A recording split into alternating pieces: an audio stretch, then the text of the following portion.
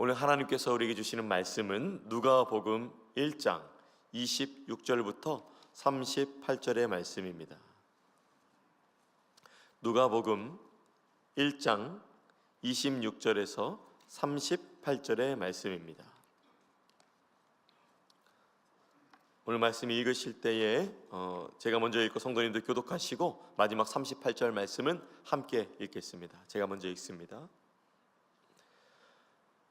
여섯째 달에 천사 가브리엘이 하나님의 보내심을 받아 갈릴리 나사렛이란 동네에 가서 다윗의 자손 요셉이라 하는 사람과 약혼한 처녀에게 이르니 그 처녀의 이름은 마리아라. 그에게 들어가 이르되 은혜를 받은 자여 평안할지어다. 주께서 너와 함께 하시도다 하니 처녀가 그 말을 듣고 놀라 이런 인사가 어찌함인가 생각하매 천사가 이르되 마리아여 무서워하지 말라. 내가 하나님께 은혜를 입었느니라. 보라 내가 잉태하여 아들을 낳으리니 그 이름을 예수라 하라. 그가 큰 자가 되고 지극히 높으신 이 아들이라 일컬어질 것이요 주 하나님께서 그 조상 다윗의 왕위를 그에게 주시리니 영원한 야곱의 집을 왕으로 다스리실 것이며 그 나라가 무궁하리라. 마리아가 천사에게 말하되 나는 남자를 알지 못하니 어찌 이 일이 있으리이까. 천사가 대답하여 이르되 성령이 내게 임하시고 지극히 높으신 이의 능력이 너를 덮으시리니 하나님의 아들이라 일컬어지리라. 보라 내 친족 엘리사벳도 늙어서 아들을 배었느니라. 본래 임신하지 못한다고 알려진 이가 이미 6달이 되었나니 대저 하나님의 모든 말씀은 능하지 못하심이 없느니라. 다 함께 마리아가 이르되 주의 여종이오니 말씀대로 내게 이루어지이다 하매 천사가 떠나가니라. 아멘. 우리가 믿음의 길을 가면서 또 신앙생활을 하면서 가장 바라는 것이 있죠. 오늘 말씀에도 2번이 반복됐는데 바로 하나님의 은혜를 경험하는 것, 바로 그것을 우리가 신앙생활하면서 참으로 많이 소망하는 것 같습니다. 그런데 오늘 말씀을 보면 하나님의 은혜는 하나님께서 주시는 영적인 해석이 있어야 은혜로 보여지는 것임을 보게 됩니다. 사실 당시 처녀가 아이를 잉태한다는 것은 의학적으로, 과학적으로, 논리적으로 불가능한 일이고 그리고 어쩌면 있어서는 안 될 일이죠. 마리아도 고백합니다. 남자를 알지 못합니다. 어쩌면 처녀가 이렇게 잉태하고자 하는 잉태된다는 이 말씀 앞에 어쩌면 이 일을 당하는 자의 입장에서는 피하고 싶은 일일 수 있죠. 있을 수 없는 일이라고 생각할 수도 있고 충격적인 일이라고도 볼 수 있는 것입니다. 그러나 하나님께서 이 일을 통해서 어떤 일이 일어나게 될지를 들려주시자, 다시 말해서 그 일이 일어나는 것에 대해서 믿음으로 영적으로 해석해 주시자 마리아는 그것을 은혜로 받아들이고 믿음으로 고백할 수 있게 됩니다. 마리아에게 일어나는 일은 개인의 영역을 넘어서 그 가정을 넘어서 그 지역과 이스라엘이라는 나라를 넘어서 온 세계 가운데 원대한 영향력을 끼칠 복음의 이름 예수 그리스도를 잉태하는 은혜를 마리아는 오늘 입게 되었습니다. 여러분에게도 믿음으로 바라보고 또한 받아들이실 일이 있으시다면, 하나님의 설명을 들으신다면, 성령님의 음성을 들으신다면 그것이 은혜로 받아들여지게 될 것입니다. 그 은혜가 여러분의 삶 가운데 가득하기를 축복합니다. 마리아도 사람입니다. 그녀는 지금 그 앞에 있는 천사가 두렵기도 하고 무섭기도 합니다. 태어나서 처음 경험하는 순간처럼 보입니다. 천사는 무엇을 전했을까요? 그리고 무엇을 들었길래 마리아는 그걸 은혜로, 믿음으로 받아들일 수 있었을까요? 고통이었지만, 상상조차 할 수 없는 일이었지만 그녀는 이 이야기를 듣자 그것을 받아들였습니다. 30에서 33절 말씀 제가 읽어드립니다. 천사가 이르되 마리아여 무서워하지 말라. 내가 하나님께 은혜를 입었느니라. 보라 내가 잉태하여 아들을 낳으리니 그 이름을 예수라 하라. 그가 큰 자가 되고 지극히 높으신 이의 아들이라 일컬어질 것이요 주 하나님께서 그 조상 다윗의 왕위를 그에게 주시리니 영원히 야곱의 집을 왕으로 다스리실 것이며 그 나라가 무궁하리라.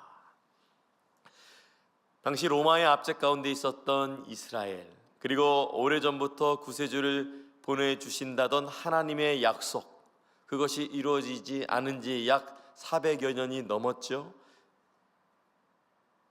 그러니까 말라기부터 신약까지 약 400여 년의 공백이 있기 때문에 그렇게 말씀드린 것입니다.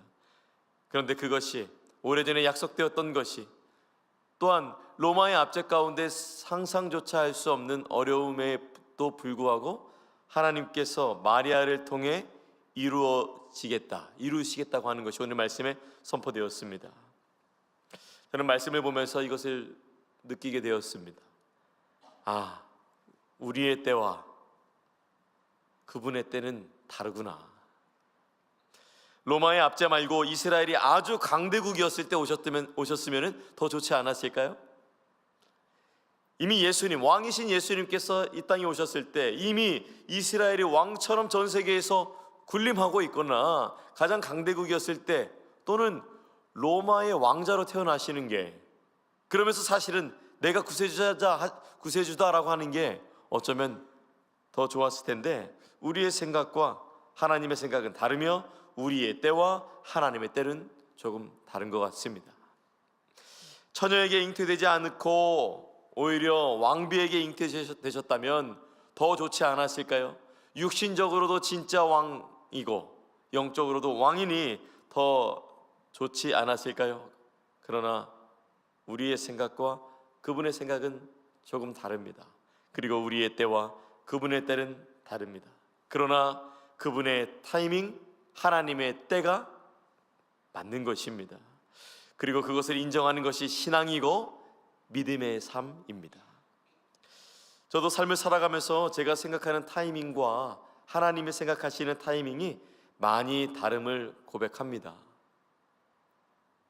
특별히 저는 제 또래들보다 새치가 조금 더 많은데요, 저는 한 60이 되면은 막 날 줄 알았는데 생각보다 일찍 났습니다. 제 때와 또 이렇게 나타나는 때가 다릅니다.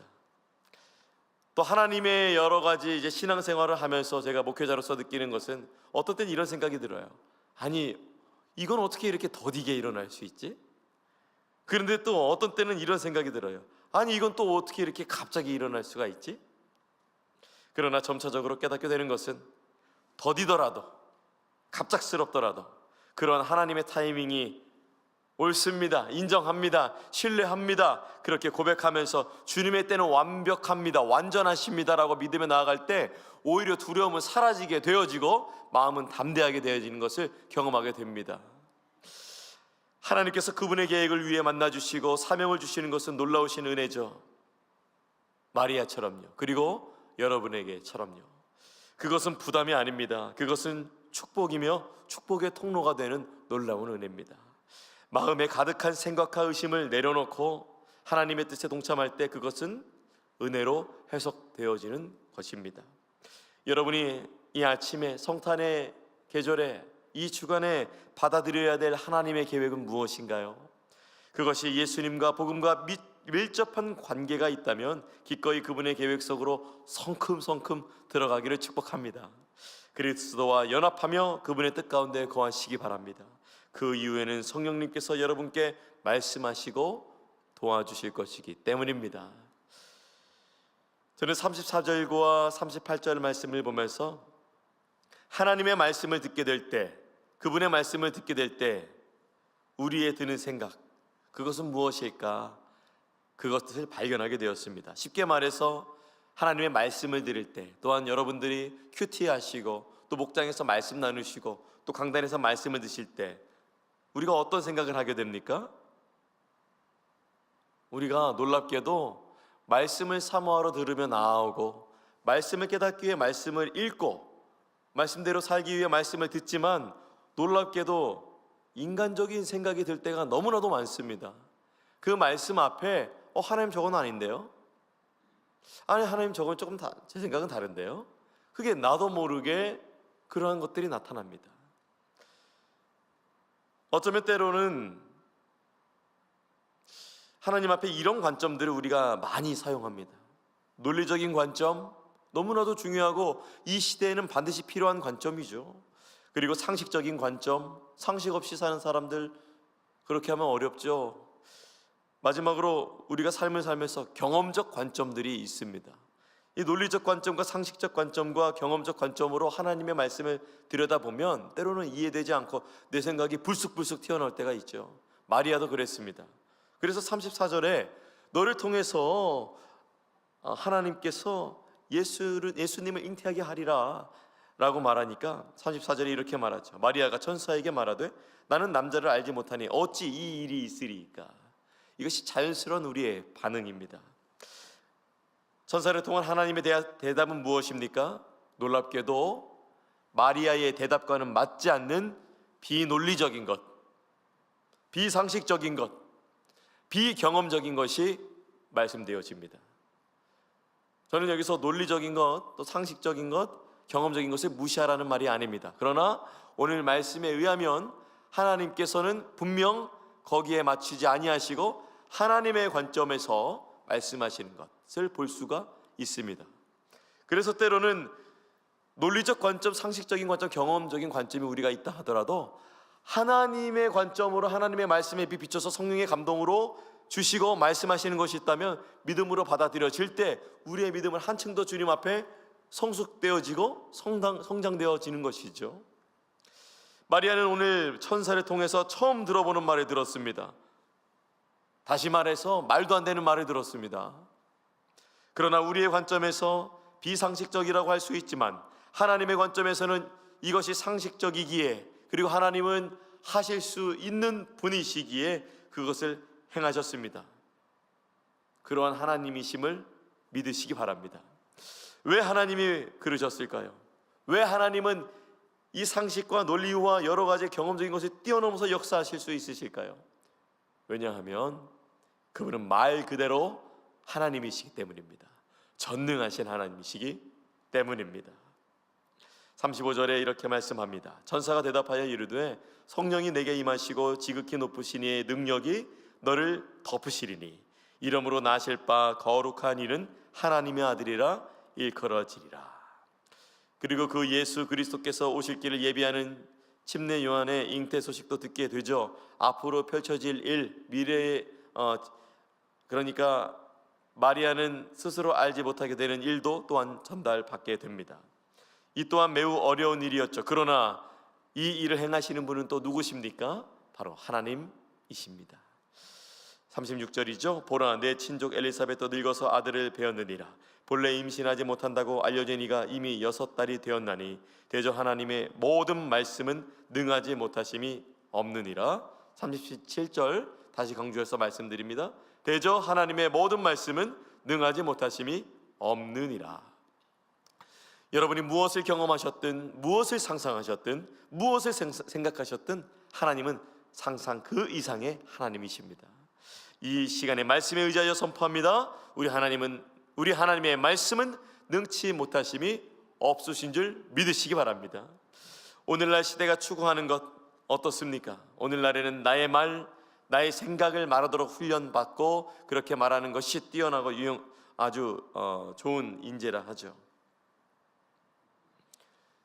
그리고 또 나의 말과 생각보다 더 좋은 생각이 있으면은 저 말에 따라야지, 저 생각을 따라야지, 이렇게 하는 것이 우리의 생각이죠. 그러나 이 시대와 또 우리가 살아가는 것을 뛰어넘어 하나님의 관점이 우리 가운데, 여러분 가운데 허락되었을 때 여러분 그것이 믿어지게 되어지는 것이 바로 은혜입니다. 이어서 마지막 38절 말씀인데요. 이 모든 말을 듣고 하나님의 말씀을 대하는 이 여인의 태도가, 이 여인의 자세가 오늘에 살아가는 젊은 목회자의 마음에 감동을 주고 도전을 주었습니다. 38절 말씀입니다. 마리아가 이르되 주의 여종이오니 말씀대로 내게 이루어지이다 하매 천사가 떠나가니라. 자신이 이해할 수 없는 영역을 받아들입니다. 자신의 정체성을 깨닫습니다. 나는 주님의 여종입니다. 나는 주님의 종입니다. 주님이 사용하옵소서. 자신을 종으로 표현합니다. 이 세상은 우리가 우리의 인생의 왕이라고 표현하고 가르치고 있는 것과 굉장히 대조되는 표현이죠. 그러나 믿음의 사람은 자신을 왕이라 표현하지 않고 말씀 앞에 종입니다 라고 자신의 정체성을 표현합니다. 하나님의 말씀을 듣는 이 자세가 저는 구약과도 쫙 연결되면서 어린 사무엘의 그 말씀을 대하는 태도와 연결이 되었습니다. 사무엘상 3장 10절 말씀이죠. 여호와께서 임하여 서서 전과 같이 사무엘아 사무엘아 부르시는지라 사무엘이 이르되 말씀하옵소서 주의 종이 듣겠나이다 하니. 이것이 구약과 신약에 나타난 주님의 남종과 주님의 여종의 자세인 것입니다. 주의 여종이오니 말씀대로 내게 이루어지이다. 마리아는 말씀 앞에, 하나님의 말씀 앞에 자신이 앞으로 겪게 될 고통보다, 자신이 겪게 될 고난보다 하나님의 영광을 드러내고 그분의 계획에 이루어드리는 것에 초점을 맞췄습니다. 우리가 살면서 어디에 초점을 맞춰야 될지 다시 한번 생각해 봐야 됩니다. 이것이 하나님을 왕이라 모시며 자신을 그 왕 되신 하나님의 종이라고 표현하는 자의 믿음의 결단인 것입니다.